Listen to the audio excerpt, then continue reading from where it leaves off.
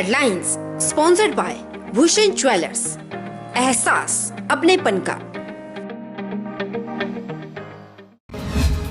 मुख्यमंत्री जयराम ठाकुर ने वर्चुअल माध्यम से थुनाग में करोड़ों रुपए की परियोजनाओं की रखी आधारशिला। परियोजना सिराज के लोगों को सुविधा प्रदान करने में निभाएगी अहम भूमिका। निजी बसें न चलने से यात्री हुए परेशान। सोलन में लोग सरकार को कोसते आए नजर। यात्री बोले न जीने लायक छोड़ा न मरने लायक। धूप छांव और बारिश के बीच घंटों बसों का करते रहे इंतजार। चंबा की 2 अलग अलग जगहों पर फटा बादल। देखते ही देखते सूखे हुए टिपरा नाला ने लिया रौद्र रूप। बादल फटने से धंसी जमीन, सड़कें, गाड़ी भी बही, हुआ लाखों का नुकसान।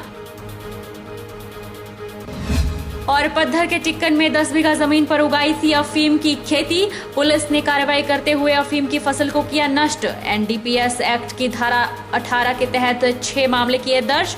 आगामी कार्रवाई जारी। नमस्कार, आप देख रहे हैं एचपी 24x7। मैं हूं जनीशा। मुख्यमंत्री जयराम ठाकुर ने चंबा से वर्चुअल माध्यम से मंडी जिले के सिराज विधानसभा क्षेत्र के अंतर्गत थुनाग क्षेत्र के लिए लगभग 66.36 करोड़ रुपए की विकासात्मक परियोजनाओं की आधारशिलाएं रखी। मुख्यमंत्री ने निष्पादन एजेंसियों को सभी परियोजनाओं का निर्माण कार्य समयबद्ध पूर्ण करने के निर्देश दिए, जिनका उन्होंने आज शिलान्यास किया।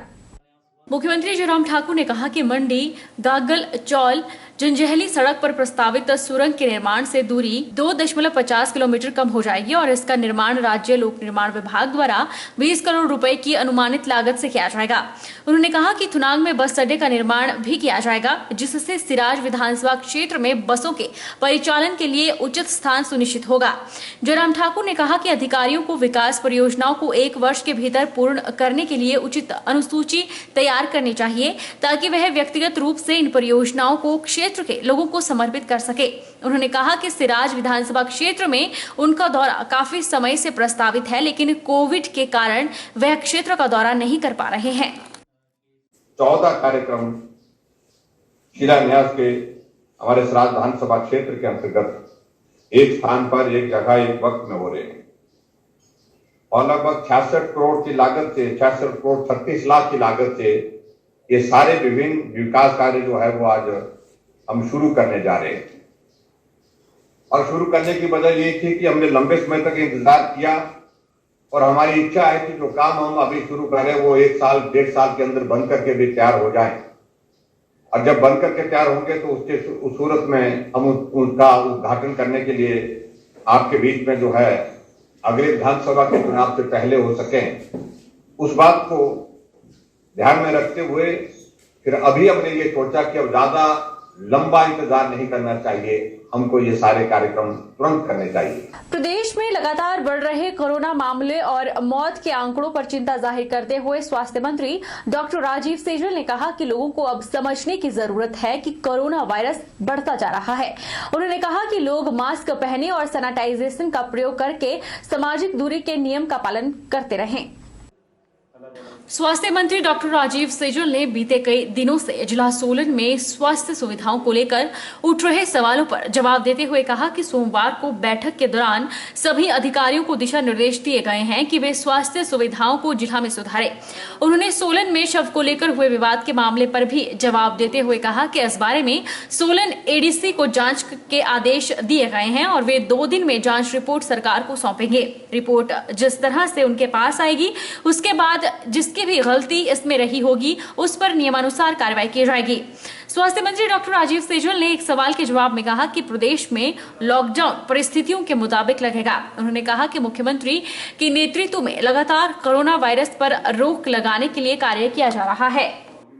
देखिए 20,727 मामले जो हैं पूरे प्रदेश के अंदर जो हैं वो हो गए हैं। 1500 से ऊपर डेथ्स हो गई हैं। फिगर जो हैं वो काफ़ी भयावह हैं और इसीलिए बार बार आग्रह यही है सामान्य व्यक्तियों से, सभी से, एक व्यक्ति से इस प्रदेश के कि वो मास्क का ठीक से प्रयोग करे, सोशल डिस्टेंसिंग का ध्यान रखे, अनावश्यक रूप से बाहर ना जाए, हैंड हाइजीन का ध्यान रखे। कल एक डेड बॉडी का मामला है, उसको लेके किस तरह के आदेश जारी किए गए? उसमें हमारे जो एडीएम हैं वो इसमें उनको जांच अधिकारी बनाया गया है। 2 दिन के अंदर जांच करने के उपरांत रिपोर्ट वो सबमिट करेंगे और उस रिपोर्ट के आधार पर जो भी कार्रवाई नियमानुसार बनती होगी वो कार्रवाई जो है वो करेंगे। मार पड़ी है, तो वहीं बीते 2 दिनों से निजी बसें न चलने से आम आदमी बेहद परेशान है। कई कर्मचारी तो अपने कार्यालय तक नहीं पहुंच रहे। वहीं एचआरटीसी विभाग की लचर व्यवस्था के चलते भी सवारियों को परेशानियों से दो चार होना पड़ रहा है। आमजन घंटों बसों के इंतजार में धूप छांव और बारिश के बीच खड़े होने को मजबूर है और सरकार को जमकर कोस रहा है। न जीने लायक छोड़ा, न मरने लायक छोड़ा इस सरकार ने। यह बात सोलन में बसों के इंतजार में खड़े यात्रियों ने कही। यात्रियों ने कहा कि सरकार के पास ना नीति है, ना कार्य करने की नियत है। उन्होंने कहा कि या तो सरकार संपूर्ण लॉकडाउन लगाकर घर में बिठाए या फिर निजी बसों के साथ समस्याओं को निपटाकर व्यवस्थाओं को सुदृढ़ करे। ये लोग ऐसे ही नहीं कोस रहे शासन प्रशासन को, जब कई कई घंटे बसों के इंतजार में धूप छांव बारिश में खड़ा होना पड़ता है तो शासन प्रशासन पर लोगों की भड़ास निकलनी लाजमी है।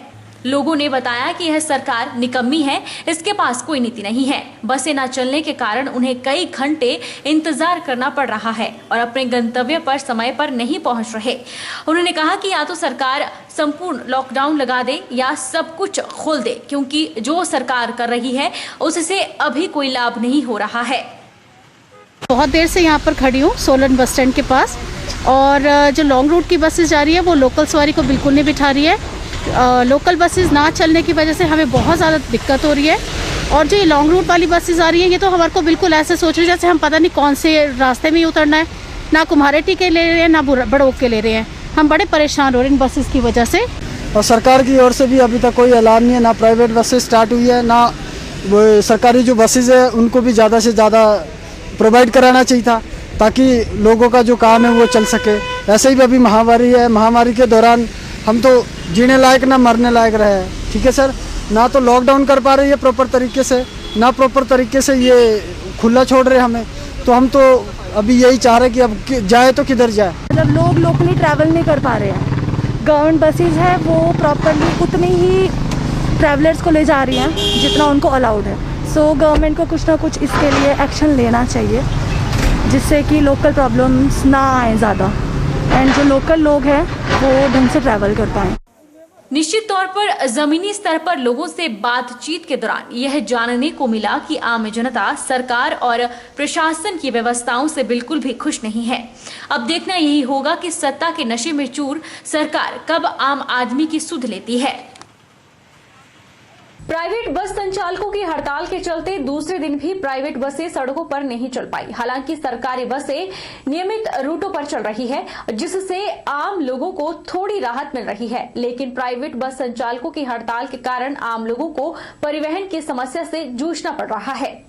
प्राइवेट बस संचालकों की हड़ताल के चलते दूसरे दिन भी प्राइवेट बसें सड़कों पर नहीं चल पाई। प्राइवेट बस संचालक अपनी मांगों पर अड़े हुए हैं, जिसके चलते आम लोगों को परिवहन की समस्या से जूझना पड़ रहा है। हालांकि सड़कों पर एचआरटीसी की बसें दौड़ती हुई नजर आ रही हैं, जिससे आम लोगों को थोड़ी राहत मिल रही है, लेकिन इस हड़ताल ने आम जनजीवन को बुरी तरह से प्रभावित कर दिया है। आम लोगों का कहना है कि हड़ताल के कारण खासी परेशानी हो रही है और गंतव्य तक पहुंचने में काफी समय लग रहा है। सरकार को प्राइवेट बस संचालकों से वार्ता करनी चाहिए ताकि इस समस्या का कोई हल निकल सके और आम लोगों को राहत मिल सके। इससे लोगों को काफ़ी परेशानी हो रही है। जो लोग टाइम पे घर पहुंचना चाहते थे वो टाइम पे पहुंच नहीं पा रहे हैं। अब कई जगह से बहुत दूर दूर से बसें जाती है पर वहाँ पे टाइम की बसें जा रही है, जिस कारण लोगों को कई प्रकार की परेशानियों का सामना करना पड़ता है। तो सरकार को इस विषय में जल्दी से जल्दी कुछ सोचना चाहिए ताकि लोगों की जो परेशानी है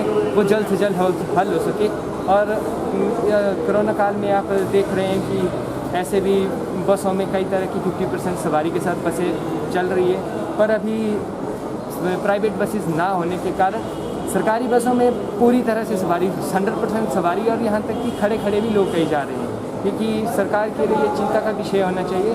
और जिस प्रकार से कोरोना महामारी फैल रही है उस महामारी को देखते हुए हमें लगता है कि सरकार को इस विषय में ज़रूर कुछ न कुछ करना चाहिए और जो निजी बस संचालक है उनके साथ वार्ता अवश्य रूप से होगी। एक्चुअली ट्रांसपोर्टेशन के जो प्राइवेट की बसेज जो हमारी चलती थी उससे प्रॉब्लम तो आ रही है, लोगों को बहुत ज़्यादा आ रही है और उनकी मांगे भी जायज़ हैं, क्योंकि कोरोना काल में जो है एक तो सवारियाँ खुद नहीं बैठती, ज़्यादा सफ़र करने से डरते हैं, अगर कोई ज़रूरी काम होगा तभी वो सफ़र करेंगे। तो गवर्नमेंट को जो है सरकार को उनकी मांगों पर ध्यानपूर्वक विचार करना चाहिए। रुकेंगे एक छोटे से ब्रेक के लिए।